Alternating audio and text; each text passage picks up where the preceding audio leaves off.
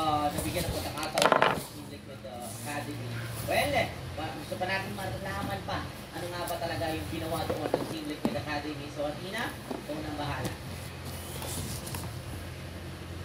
Dinaan sa gulang talaga dito ng TLTH, RTLAC, ang side ng Falcons Academy. Dalawang akademya ang naglaban, pero for game 1 is going to be Pilak na magwawagi. At yun nga pala yung mga kasama para himayin lalo ang nangyari doon sa game on number 1. Pero bago lahat, kilalanin muna natin ang ating Maya MVP. Walang iba ang si Aizawa with his Forza. Our Maya MVP accumulated a total of 207 on this KDA. Very valuable din yung ginawa niya nga na very iconic na check bush kasi kadalasan hindi naman nagagamit yung pwede airstrike to actually check a bush tapos yung Moskov or a very important core damage pa yung hinahabol mo. At sa paghahabol din naman, maganda yung naging tag team nila dito ng kanyang jungler na si Palos. Hindi sila naging padalos-dalos versus on what we did yesterday. Mas relax yung stance dito ng PLAC.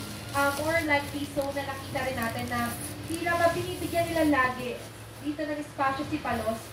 In specific instance nga lang, nakita natin yung restaminate nila na pinatry nilang denayan ng Purple Bucket Falcons Academy.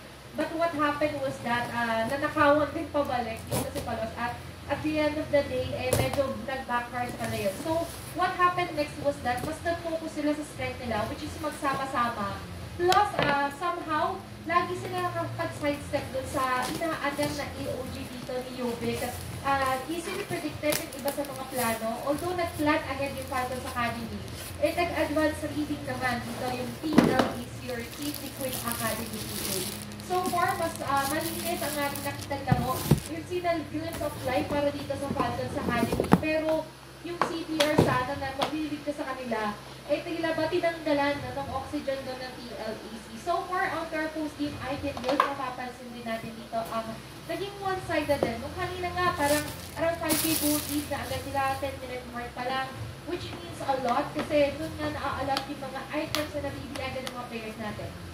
Looking back, Nike QT actually prioritized the Sky Piercer as well. Tapos ang nakakatakot dito for Falcons Academy was that hindi nila nakakapitalize na may Moscow sila na mag-split push kasi nga check na check to ng PLAC. And those are the kinds of things na kailangan natin i-considera, especially if facing up with a team na mahaba at marami na yung magiging experience.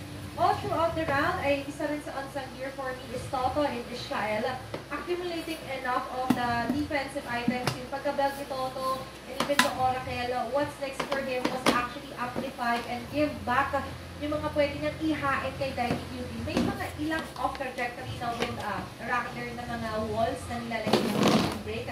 But it's actually also a sealed deal na nga lang din kasi mas gusto lang naman nila na sure na mas mapapadali yung paghabol ni Daiki at magbibigay ng damage. Speaking of which, our big four titles will be coming from the side of the majority, the members here. The Rich Guy and the Ace is going to be the same person, which is si Daiki Beauty. Mas malaya siya ngayon with this Ranger. So far, hindi rin siya basta-basta nakakawakan. There was one instance that medyo nakakakaba for him, pero grabe yung instincts dito ng mga members ng TLAC.